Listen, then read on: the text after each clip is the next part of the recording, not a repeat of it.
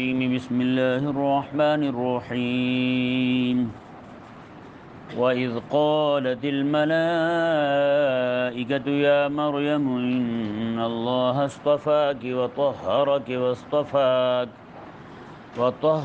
واصطفاك على نساء العالمين۔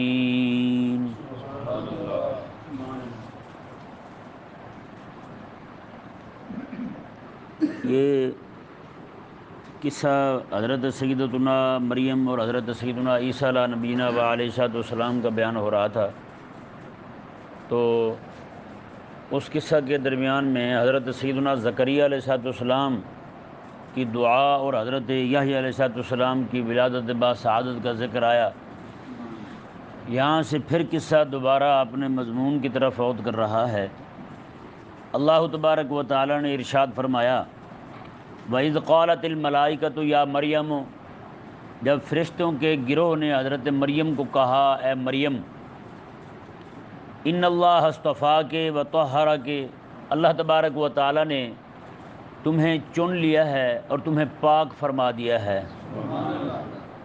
واصطفاک علی نساء العالمین، اور سارے جہان کی عورتوں پر تجھے فضیلت عطا فرمائی ہے۔ یہ ذہن میں رہے، جو فرشتوں نے حضرت مریم رضی اللہ تعالی عنہ و سلام اللہ علیہ کے ساتھ کلام کیا، ان کا جو کلام تھا، فرشتوں کا ان سے مخاطب ہونا، یہ وحی شرعی نہیں تھا، وحی شرعی نہیں تھا۔ یہ ذہن میں رہے، وحی شرعی صرف نبی کو ہوتی ہے، نبی کے علاوہ کسی کو وحی شرعی نہیں ہوتی۔ نبی پر جو کلام شریعت کا حکم نازل ہو، جس پر یہ حکم نازل ہو شریعت مبارکہ کا، اسے نبی کہتے ہیں۔ سمجھائے نا مسئلہ؟ تو حضرت مریم رضی اللہ تعالی عنہا ہوں، یا حضرت موسیٰ علیہ السلام کی والدہ ہوں، یا کسی بھی مرد کے ساتھ فرشتے ہم کلام ہوتے ہیں، تو یہ ضروری نہیں ہے کہ فرشتوں کا ہم کلام ہو جانا جو ہے اس بندے کے نبی ہونے کی دلیل ہے، نہ۔ وحی شرعی جو ہے وہ نبوت کی دلیل ہے، جس پر وحی شرعی آئے وہ نبی ہوتا ہے۔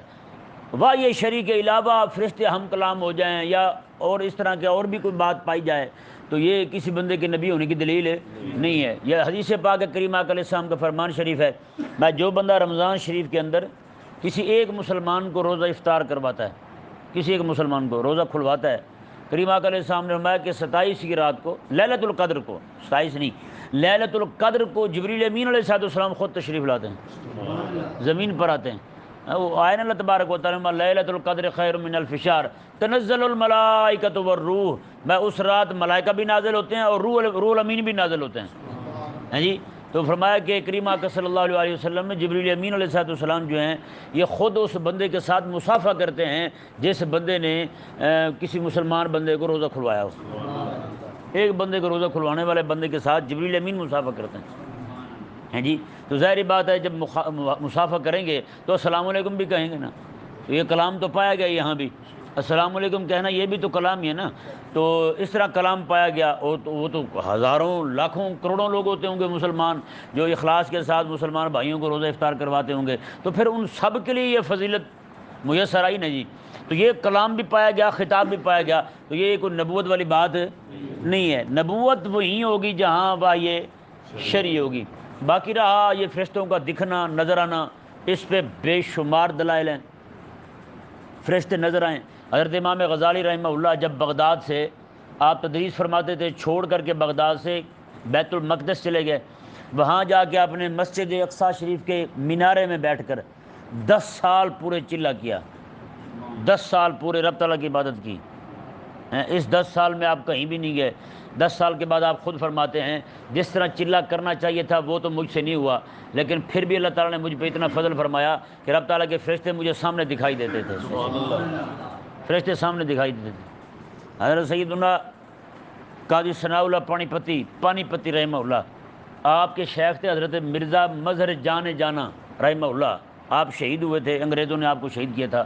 حضرت مرزا مظہر رحمہ اللہ جو ہیں، آپ اپنی خانقاہ میں بیٹھے ہوتے تھے، حضرت قاضی ثناء اللہ اپنے گھر سے نکلتے تھے، کافی دور تھا گھر ان کا، تو حضرت قاضی صاحب جو ہے نا پہلے ہی کھڑے ہو جاتے تھے، پیر ہیں، مرید کے استقبال میں، وہ عالم ربانی تھے، کھڑے ہو جاتے، لوگ بھی کھڑے ہو جاتے، ایک دن کسی نے پوچھ لیا حضور وہ تو آئے نہیں ہوتے، آپ پہلے ہی کھڑے ہو جاتے ہیں، آپ کو کیسے پتہ چل جاتا ہے کہ قاضی ثناء اللہ آ رہے ہیں؟ آپ نے میں جیسے قاضی ثناء اللہ گھر سے نکلتے ہیں، رب تعالیٰ کے فرشتے جو یہاں موجود ہوتے ہیں اس کے استقبال کے لیے کھڑے ہو جاتے ہیں، میں ان کو دیکھ کے کھڑا ہو جاتا ہوں۔ اندازہ لگائیں۔ تو یہ عظمت اور شان جو ہے، یہ فرشتوں کا دکھنا، ملائکہ کا نظر آنا، یہ یعنی فرشتہ جو ہے وہ متشکل ہو کر آ جائے، یعنی کہ تمثل، یعنی کسی انسانی شکل و صورت میں آ جائے، وہ تو بہت سارے صحابہ نے دیکھا ہے۔ جیسے حضرت سیدنا دحیہ کلبی رضی اللہ تعالیٰ عنہ حضور کے غلام ہیں، ان کی شکل میں تو اکثر آیا کرتے تھے حضرت جبریل امین علیہ السلام۔ حضرت دحیہ کلبی چونکہ دیہات کے رہنے والے تھے، وہ بڑے بڑے جبے پہنتے، بڑے بڑے جیب ہوتی اس کی، وہ جب وہاں سے آتے تو کچھ نہ کچھ لے کے آتے تھے امام حسن حسین، اور نکال لیتے تھے خود ہی اور کھا لیتے تھے۔ حضرت دحیہ کلبی رضی اللہ تعالیٰ عنہ کی صورت میں جبریل امین علیہ السلام آئے اور امام حسن حسین چمٹ نہیں گیا ان کو، پھر انہوں نے کہا چاچا کڈ کی شے لے کے آئے آج ہیں؟ تو آقا علیہ السلام نے فرمایا حضرت جبریل امین کو، میں کہ یہ بچے ہیں انہیں پتہ نہیں ہے کہ آپ کون ہیں، تو وہ بھی کہنے لگے حضور لگے پھرتے رہے، ہمیں کیا مسئلہ ہے ان سے، ہیں یہ ہمارے بھی پیارے ہیں یہ۔ تو وہ حضرت جو ہے نا امام حضرت دحیہ کلبی رضی اللہ تعالیٰ عنہ کی صورت میں جبریل امین علیہ السلام آ رہے ہیں، اور اس طرح کر کے جیسے وہ حدیث شریف بخاری میں ہے، کریم آقا علیہ السلام نے ارشاد فرمایا کہ ایک بندہ گنجا تھا، ایک کوڑی تھا، ایک اندھا تھا، تینوں کے پاس ایک فرشتہ آیا ہیں، ایک سے آ کے پوچھے تجھے کیا چاہیے؟ اس نے کہا یہ گنجا دور ہو جائے میرے سردہ ہیں، سر کا گنجا پن دور ہو جائے کہ میں بھی کسی اور کنٹری چلا جاؤں ہیں، تھوڑے سے کلچ پلیٹیں ٹھیک ہو جان۔ تو اس طرح نہیں، جس طرح کی یعنی کہ ویسے میں نے بطور شغل کے کہا ہے، بات پیچھے تک ہے۔ بہرحال اس نے کہا میرا گنجا پن دور ہو جائے، کوڑی نے کہا میرا کوڑا پن دور ہو جائے، دوسرے نبینی نے کہا میرا اندھا پن دور ہو جائے، میں دیکھنے لگ جاؤں۔ تینوں کے پاس فرشتہ آتا رہا مختلف دنوں میں، ایک کے پاس، پھر دوسرے کے پاس، پھر تیسرے کے پاس، اس کا گنجا پن ٹھیک ہو گیا، اس کا کوڑ پن ٹھیک ہو گیا، اس کا نبینہ پن ٹھیک ہو گیا۔ ان کے کہنے کے مطابق اللہ تعالیٰ نے مال بھی دے دیا۔ بعد میں وہی فرشتہ ان سے اللہ تبارک و تعالیٰ کی طرف سے امتحان لینے آیا، دو ان میں سے فیل اور ناکام ہو گئے، دونوں کہنے لگے یہ مال میں رب کے نام پہ دوں؟ اچھا چل جا میں غور کروں گا۔ اس نے کہا یار تو بھی تو پہلے گنجا تھا، تیرے پاس بھی تو کچھ نہیں تھا، گنجا پہچانا نہیں؟ پھر گنجا کہنے لگا یہ تو مال ہمارے باپ دادے سے آ رہا ہے، ہمیں کس نے دیا؟ کسی نے نہیں دیا۔ گنجا مکر گیا جی، گنجا مکر گیا۔ اس طرح کر کے دوسرا بھی مکر گیا۔ وہ کوڑی جو تھا، ایک ہی بندہ مانا، اس نے کہا ہاں ہاں یہ میرے رب نے مجھے دیا ہے، جتنا تیرا جی چاہتا ہے اس میں سے لے لے۔ اس نے پھر بتایا، اس نے کہا یہ تیرے رب کی طرف سے امتحان تھا تیرا، ہیں؟ گنجا فیل ہو گیا، بہرحال امتحان میں گنجا فیل ہو گیا۔ تو یہ فرشتوں کا نظر آ جانا، دکھ جانا، یہ کوئی یعنی کہ ایسی بات نہیں ہے کہ اس بندے کی نبوت پر دلیل ہو، ہیں؟ ایسی بات بالکل نہیں ہے۔ تو یہ انبیاء کرام علیہ السلام کے علاوہ بھی فرشتے جو ہیں وہ انسانی شکل میں متشکل ہو کر آتے رہے ہیں۔ جیسے آقا علیہ السلام کے صحابی ہیں حضرت عبداللہ بن عباس رضی اللہ تعالیٰ عنہما، انہوں نے عرض کی تھی حضور کی بارگاہ میں، یا رسول اللہ میں جبریل امین کو دیکھنا چاہتا ہوں۔ کیوں دیکھنا چاہتا ہوں؟ جبریل امین کو دیکھنا چاہتا ہوں۔ امام سیوطی رحمہ اللہ ارشاد فرماتے ہیں کہ اس وقت حضرت جبریل امین علیہ السلام کے قدموں کو دیکھا تھا حضرت عبداللہ بن عباس نے، اور آقا علیہ السلام کی برکت سے انہیں کچھ نہیں ہوا۔ جیسے آقا علیہ السلام کا وصال ہوا نا، حضرت عبداللہ بن عباس رضی اللہ تعالیٰ عنہما آقا علیہ السلام کے وصال کے بعد نبینا ہو گئے، نبینا ہو گئے تھے۔ اور یہی حضرت امیر حمزہ رضی اللہ تعالیٰ نے آقا علیہ السلام کی بارگاہ میں عرض کی تھی، یا رسول اللہ میں جبریل امین کو دیکھنا چاہتا ہوں۔ آقا علیہ السلام کے پاس آئے جبریل امین، حضور نے فرمایا کہ ذرا ان کے سامنے ظاہر ہو جائیں۔ تو ایسے ظاہر کیا ہوا کہ حضرت امیر حمزہ رضی اللہ تعالیٰ کی نگاہ جو ہے نا ابھی حضرت جبریل امین علیہ السلام کے قدموں پہ پڑی تھی، ان کے پاؤں پہ، تو وہی بے ہوش ہو گئے، بے ہوش ہو گئے۔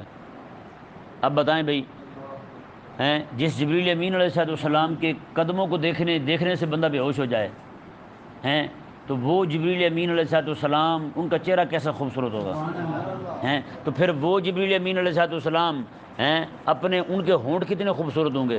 کریم آقا علیہ السلام کو معراج کی رات اپنے کافوری ہونٹوں کے ساتھ آقا علیہ السلام کے قدموں کو بوسہ دیں گے، ہیں آقا علیہ السلام کو بیدار کریں پھر معراج کی رات، ہیں تو پھر اس محبوب کی ایڑیاں کیسے خوبصورت ہوں گی، ہیں وہ ایڑیوں والا محبوب خود کتنا خوبصورت ہوگا۔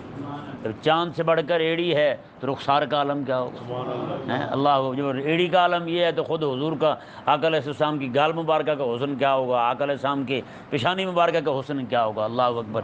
حضرت مولا علی قاری رحمہ اللہ ارشاد فرماتے ہیں آقا علیہ السلام جب گلی میں کھڑے ہوتے، بازار میں کھڑے ہوتے نا، ایسی آقا علیہ السلام کے چہرے مبارکہ سے چمک اٹھتی تھی، آنے والا بندہ اپنا منہ دیوار میں دیکھ لیا کرتا تھا۔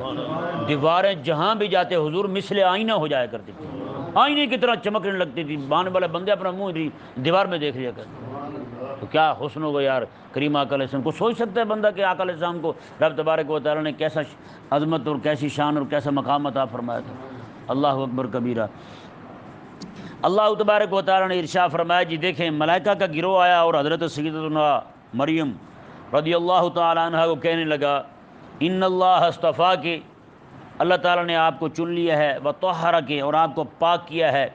اور ان کی پاکی جو ہے وہ یہ جو عام عورتیں جن مسائل سے دو چار ہوتی ہیں ہر مہینے میں یا بچے کی ولادت کے بعد، ان سے آپ پاک تھیں، ان سے آپ یہ بھی پاک تھیں، اور حضرت سیدہ کائنات فاطمہ الزہرا رضی اللہ تعالیٰ عنہ آپ بھی پاک تھیں۔ یہاں تک کہ ایک نماز میں نماز کے بعد نماز پڑھی آپ نے، امام حسن پیدا ہوئے، اگلی نماز کا وقت آیا، سیدہ کائنات نے وہ نماز بھی پڑھی۔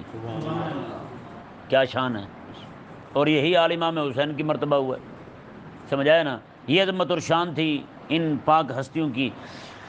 تو یہ تو ان کی طہارت ہو گئی جی ظاہری، اور باطنی طہارت جو ہے وہ اللہ تبارک و تعالیٰ نے، یعنی شیطان جو ہے، شیطان جو میں نے کل پرسوں شاید بتایا تھا کچوکا لگاتا ہے آ کے، اللہ تبارک و تعالیٰ نے اس سے بھی آپ کو پاک رکھا۔ ہاں جی، یہ بھی نہیں ہو سکا، شیطان جو ہے آپ کی طرف آ ہی نہیں سکا، اللہ تعالیٰ نے اتنا اسے دفع دور کیا تھا۔ اور حضرت سیدنا عیسیٰ علیہ السلام کی جب ولادت ہوئی نا تو شیطان آیا تھا کچوکا لگانے کے لیے، حضرت سیدنا جبریل امین علیہ السلام نے اسے تھپڑ مارا کہ اڑ کے جناب دوسری جانب جا گرا۔ ایک مشرق میں پڑا ہے نا تو مغرب میں جا گرا، شمال میں پڑا تو جنوب میں جا گرا، شیطان اتنا اچھل کے جا پڑا وہاں ہیں۔ اللہ اکبر۔ اللہ تبارک و تعالیٰ نے ارشاد فرمایا جی وصطفیٰ کے علی نساء العالمین، اور تمہیں سارے جہان کی عورتوں پر چن لیا ہے۔ یہ ذہن میں رہے جو عورتیں فضیلت والی ہیں نا وہ 5 ہیں۔ کتنی ہیں؟ 5 ہیں۔ 2 جو ہیں وہ ہیں پچھلی امتوں کی، ایک حضرت آسیہ فرعون کی بیوی، اور ایک حضرت سیدنا مریم رضی اللہ تعالی عنہما، یہ 2 خواتین ہیں۔ اور اس امت میں ایک حضرت سیدہ کائنات حضرت خدیجۃ الکبریٰ رضی اللہ عنہ، ایک حضرت سیدہ کائنات عائشہ الصدیقہ رضی اللہ تعالیٰ عنہ، ایک حضرت سیدہ کائنات سیدہ فاطمہ الزہرا رضی اللہ تعالیٰ عنہ۔ یہ 3 خواتین جو ہیں، اب وہ 2 اور یہ 3 ان کے باہم ان میں افضل کون ہے، اس میں علماء مختلف طرف گئے ہیں، کوئی کچھ کہتے ہیں کوئی کچھ کہتے ہیں۔ بہرحال یہ عورتیں فضیلت والی ہیں، ساری کائنات سے افضل ہیں، ہمارے لیے اتنا ہی ضروری ہے کہ ہم اتنا ہی مانتے ہیں۔ سمجھ آیا نا مسئلہ؟ ہاں، ان 5 جیسی کوئی پوری کائنات میں خاتون نہیں ہے، وہ فضیلت اللہ تبارک و تعالیٰ نے انہیں عطا فرمائی ہے۔ آگے دیکھیں جی، اللہ تبارک و تعالیٰ نے حکم دیا کچھ اپنی عبادت کا، ذکر و فکر کا حضرت مریم کو۔ میں یا مریم اقنتی لربک، فرمایا اے مریم تو اپنے رب کی بندگی کر، اپنے رب کی بندگی کر، اپنے رب کی عبادت کر، اپنے رب کی عبادت میں مصروف رہ۔ وسجدی، اور تو سجدہ بھی کر، ورکعی مع الراکعین، اور تو رکوع کر رکوع کرنے والوں کے ساتھ، رکوع کر رکوع کرنے والوں کے ساتھ۔ یہ ذہن میں رہے رکوع کرنے والے، راکعین، راکع جو ہے یہاں پہ مذکر کا صیغہ ہے، مطلب یہ کہ جماعت کے ساتھ نماز پڑھ۔ کس کے ساتھ نماز پڑھ؟ جماعت کے ساتھ نماز پڑھ۔ یعنی ایک خاتون ہے حضرت مریم رضی اللہ تعالیٰ عنہ، انہیں کہا جا رہا ہے کہ آپ جماعت کے ساتھ نماز پڑھیں۔ اس پر کچھ گفتگو جو ہے وہ میں آپ کے سامنے رکھتا ہوں۔ پہلی تو بات یہ ہے کہ وہاں جس طرح مردوں پر نماز جماعت کے ساتھ پڑھنی ضروری تھی، عورتوں پر بھی اسی طرح ضروری تھی۔ پہلی بات یہ ہے، بنی اسرائیل کی عورتیں جو ہیں یہ جایا کرتی تھیں مسجد میں نماز پڑھنے کے لیے، تو ان میں کچھ عورتوں نے خرابی کی کہ ان کے جو تعلق والے ہوتے تھے یہ ایڑی والی جوتی نہیں ہوتی، کیا کہتے ہیں اسے، اونچی جوتی، لکڑی والی جوتی، وہ پہن کے آیا کرتی تھیں عورتیں. تو جس کا تعلق والا ہوتا وہاں کے اس کے گھر کے پاس سے گزرنے لگتی تو پاؤں زور سے کھٹکاتی تاکہ اسے پتہ چل جائے کہ میں جا رہی ہوں مسجد، تو بھی پہنچ ہیں. تو اللہ تبارک و تعالیٰ نے ان پر بطور سزا کے حیض مسلط کر دیا، بطور سزا کے مسلط ہوا ہے ان پر. تو اس وجہ سے یہ پھر جناب رک گئیں. پھر حکم آ گیا کہ اس حالت میں مسجد میں نہ آئیں، گھروں میں بیٹھی رہیں. تو اس سے یہ ثابت ہوتا ہے کہ بنی اسرائیل میں یہ عورتوں کا نماز پڑھنا مسجد میں جا کر یہ ضروری تھا، اور جماعت کے ساتھ نماز پڑھا کرتی تھی. سمجھ آ گیا مسئلہ؟ ایک بات. دوسری بات یہ ہے کہ ہو سکتا ہے یہ حضرت مریم رضی اللہ تعالیٰ عنہ کی خصوصیت ہو، صرف انہیں کہا گیا ہو کہ آپ نماز پڑھیں جماعت کے ساتھ. جی. اور تیسری بات یہ ہے کہ حضرت مریم رضی اللہ تعالیٰ عنہ جو ہے آپ جو نماز پڑھا کرتی تھی، آپ کی نماز جو ہے وہ اپنے حجرے میں ہوا کرتی تھی، باقی جماعت مسجد میں ہوا کرتی تھی. مسجد میں باقی سارے کھڑے ہوتے تھے اور آپ اندر کھڑی ہو کر جماعت کی ابتدا میں نماز پڑھا کرتے تھے. سمجھ آ گیا مسئلہ؟ جیسے حضرت سیدہ نفیسہ رضی اللہ تعالیٰ عنہ، آپ حضرت سیدہ کائنات رضی اللہ تعالیٰ عنہ کی اولاد پاک میں سے ہیں. آپ کا مزار شریف جو ہے وہ مصر کے اندر ہے، بہت بڑا مزار ہے آپ کا، بہت بڑی خانقاہ ہے وہاں. تو حضرت سیدہ نفیسہ رضی اللہ تعالیٰ عنہ، امام شافعی کا دور اور آپ کا دور ایک ہے. امام شافعی رضی اللہ تعالیٰ عنہ جو ہیں حضرت سیدہ نفیسہ رضی اللہ تعالیٰ عنہ کو حضرت سیدہ نفیسہ پیغام بھیجا کرتی تھی کہ آپ نے مصلی مجھے سنانا ہے اس بار، اور ہر بار امام شافعی وہیں سناتے تھے مصلی. ٹھیک ہے نا جی. امام شافعی رضی اللہ تعالیٰ عنہ آپ باہر کھڑے ہو جاتے تھے، جماعت کرواتے تھے، باقی لوگ کھڑے ہو جاتے تھے. اماں صاحبہ جو ہے نا اپنے گھر کے اندر جناب دیوار کے ساتھ اندر ہی کھڑے ہو کر جماعت کی ابتدا کیا کرتی تھی. امام شافعی باہر قرآن پڑھایا کرتے تھے، آپ اندر سنا کرتے تھے. اس طرح کر کے حضرت سیدہ نفیسہ رضی اللہ تعالیٰ عنہ جماعت میں شریک ہوا کرتی تھیں. 20 کی 20 تراویح امام شافعی کے پیچھے پڑھا کرتی. اور مزے کی بات، امام شافعی رضی اللہ عنہ جب بھی بیمار ہوتے نا، آپ پیغام بھیجتے کہ سیدہ کے پاس جا کے میرے لیے دعا کرواؤ. جب جاتے نا جا کے کہتے کہ وہ شافعی کہتے ہیں میں بیمار ہوں دعا کر دیں، تو آپ کہتی ہیں اللہ تعالیٰ شفا دے گا. وہ جس دن وہ کہہ دیتی نا اسی دن امام شافعی ٹھیک ہو جاتے ہیں. اور ایک بار جب گیا نا بندہ، اس نے جا کے کہا کہ شافعی بیمار ہیں دعا کر دیں، تو کہنے لگی اللہ تعالیٰ شافعی کو اپنا دیدار عطا کرے. امام شافعی سمجھ گیا کہ بس اب میرے روانگی کا ٹائم آ گیا ہے. میں اگر میرے لیے شفا ہوتی نا اب تو میرے لیے دعا اور ہوتی شفا والی، اب جو مولا تعالیٰ کے دیدار والی دعا ہوئی ہے تو وقت آ گیا بس. تو وہ اللہ اکبر، جب ان کے جنازے کا وقت ہے نا تو اماں نے کہا کہ شافعی کا جنازہ بھی پڑھا جائے نا، اس نے زندگی ساری مجھے تراویحیں سنائی ہیں، اس کا جنازہ پڑھا جائے تو میرے گھر کے باہر پڑھا جائے تاکہ میں بھی جنازے میں شریک ہو جاؤں. اللہ اکبر. جب جنازہ پڑھ کے فارغ ہوا نا تو غیبی آواز آئی، میں کہ شافعی کی برکت سے، میں کہ نفیسہ کی برکت سے ہم نے شافعی کو بخش دیا ہے، اور شافعی کی برکت سے سارے جنازے پڑھنے والوں کو بخش دیا ہے. اندازہ لگائیں گے. تو یہ رب تبارک و تعالیٰ نے فرمایا ہاں ورکعی مع الراکعین، نماز پڑھو تم نماز پڑھنے والوں کے ساتھ، نماز پڑھو تم نماز پڑھنے والوں کے ساتھ. یہ حکم ہوا حضرت سیدہ مریم رضی اللہ تعالیٰ عنہ کو. آگے دیکھیں جی، اللہ تبارک و تعالیٰ نے ارشاد فرمایا، یہ جو پیچھے قصہ بیان ہوا حضرت مریم کی ولادت کا، ان کی اماں کے منت ماننے کا، ان کی اماں نے منت مانی، پھر وہ بیٹی کا پیدا ہو جانا، پھر ان کا مسجد کے لیے وقف ہونا، جی، پھر جناب مدرسے کے لیے، خانقاہ کے لیے وقف ہونا، مدرسے کے لیے وقف ہونا، علم دین کی خدمت کے لیے، مسجد کی خدمت کے لیے وقف ہونا حضرت مریم رضی اللہ تعالیٰ عنہ کا. پھر وہاں پہ ان علماء میں اختلاف ہونا، جی ہوا یا نہیں ہوا جی، ان کا اختلاف ہونا، پھر ان کا آپس میں کلمے پھینکنا نہر کے اندر، پھر حضرت سیدنا زکریا علیہ السلام کی قلم کا وہ جناب مخالف سمت کو چل پڑنا. رب تبارک و تعالیٰ نے ارشاد فرمایا حبیب پیارے، یہ باتیں ساری بنی اسرائیل کے نبیوں کی ہیں، بنی اسرائیل کی خاتون کی ہیں. یہ واقعات ان کی کتابوں میں بھی صحیح صورت میں موجود نہیں ہیں، اور ان میں سے بھی کسی کو یاد نہیں ہے. آپ جن حالات میں کھڑے ہو کے ان کو سنا رہے ہیں مکے کے لوگوں کو، یہ لوگ بھی کچھ نہیں جانتے. رب تبارک و تعالیٰ نے فرمایا حبیب پیارے، یہی بات آپ کے رب تبارک و تعالیٰ کے سچے نبی ہونے کی دلیل ہے. آپ وہاں ہیں نہیں، آپ نے کسی سے سنا نہیں، سنے تب کسی سے کسی کو پتہ ہو، آپ نے کسی کتاب سے پڑھا نہیں، پڑھیں تب جب کسی کتاب میں صحیح صورتحال موجود ہو. اللہ تبارک و تعالیٰ نے فرمایا حبیب پیارے ایک ایک بات جو آپ بیان کر رہے ہیں نا یہ تو ہم ہی بتا رہے ہیں آپ کو، اور یہ آپ کے رب تبارک و تعالیٰ کے سچے نبی ہونے کی دلیل ہے۔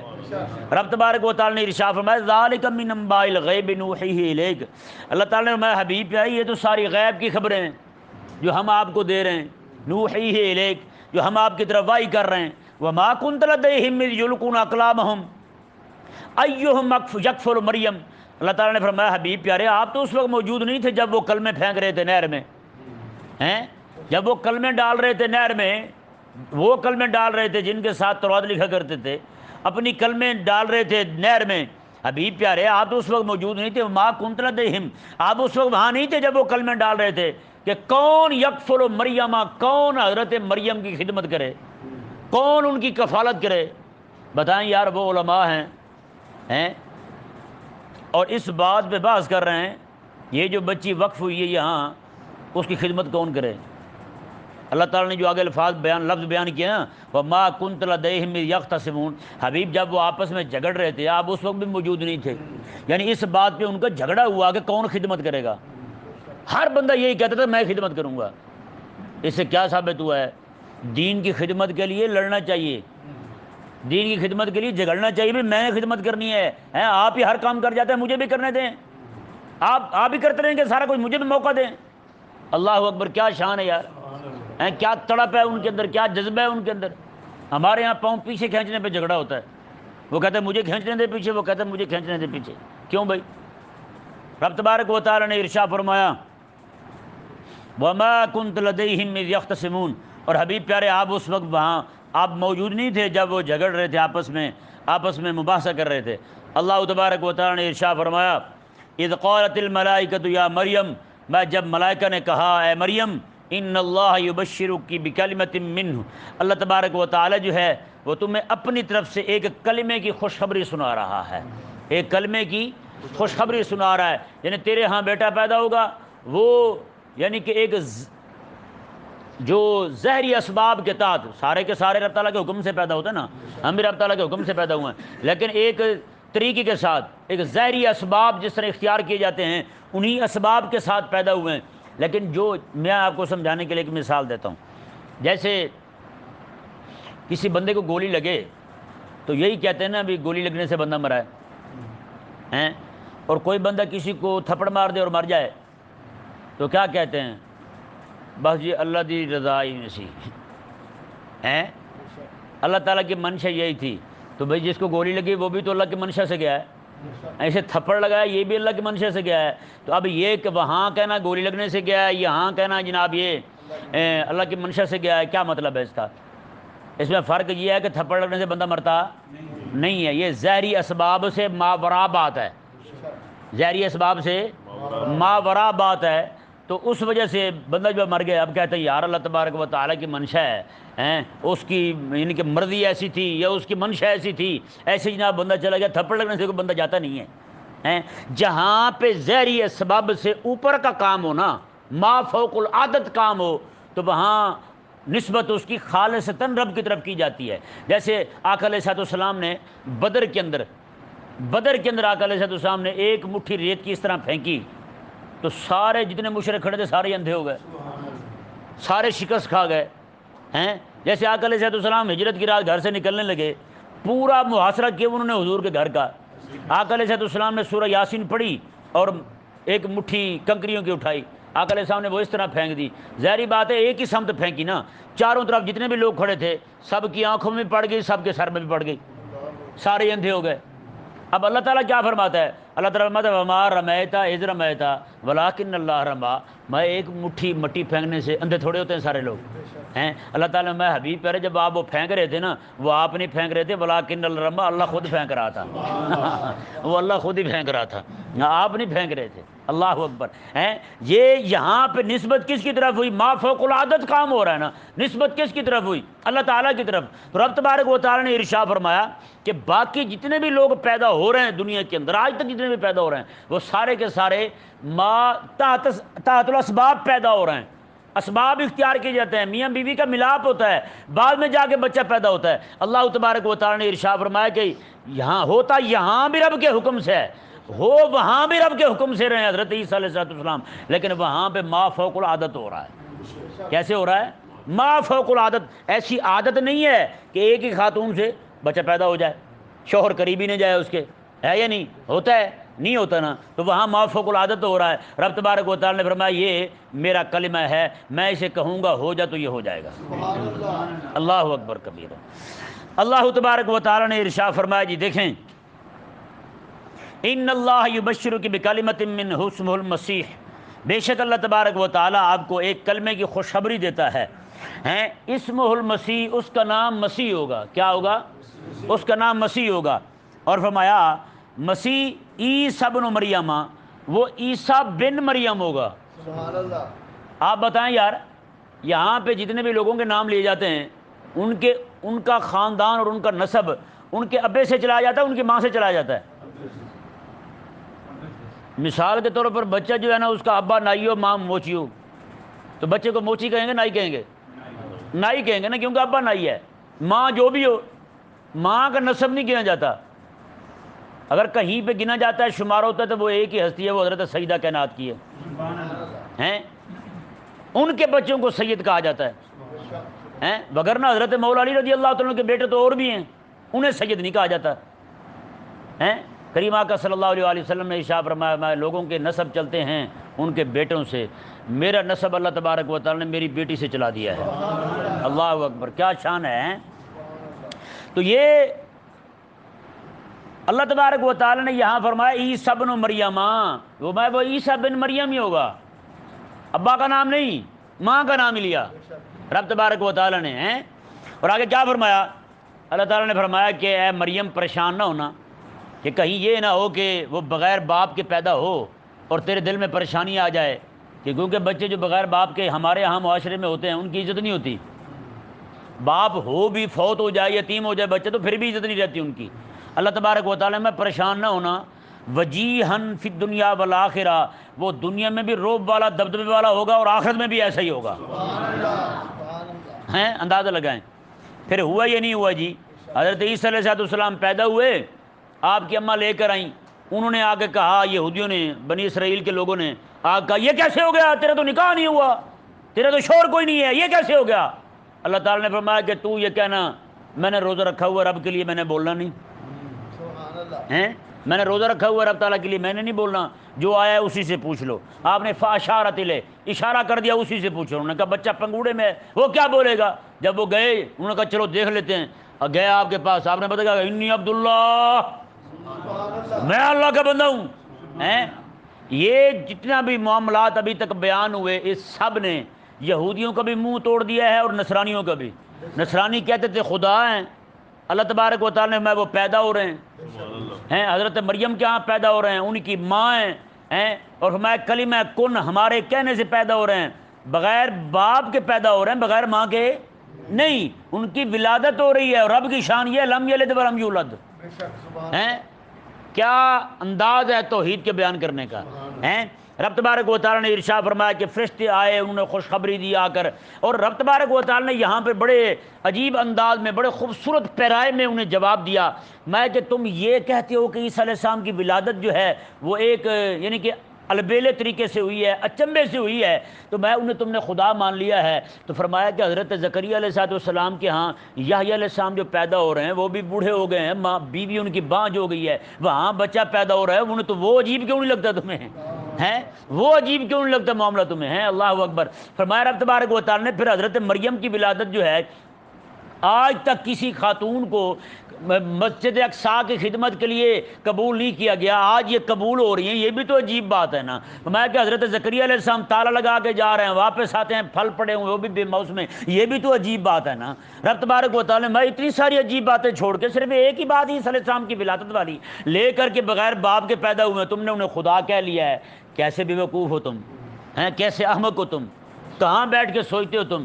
یہاں پہ جہاں پہ رد ہوا نصرانیوں کا، وہاں پہ رد ہوگا یہودیوں کا۔ رب تبارک و تعالیٰ نے جو اتنے معزز اور معظم اور باعزت طریقے کے ساتھ دنیا میں آئے عیسیٰ ہیں، اور اپنی ماں کی عزت و ناموس کے لیے بول پڑے ہیں فرمایا اس کے بارے میں تم باتیں کرتے ہو، بڑے بے شرم ہو۔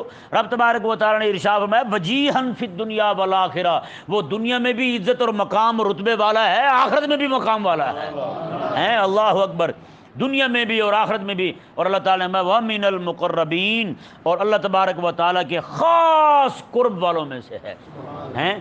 موسیٰ علیہ السلام پر بھی ان کی قوم نے الزام لگایا، ایک الزام لگایا تھا حضرت موسیٰ علیہ السلام پر، ہیں نعوذ باللہ من ذالک۔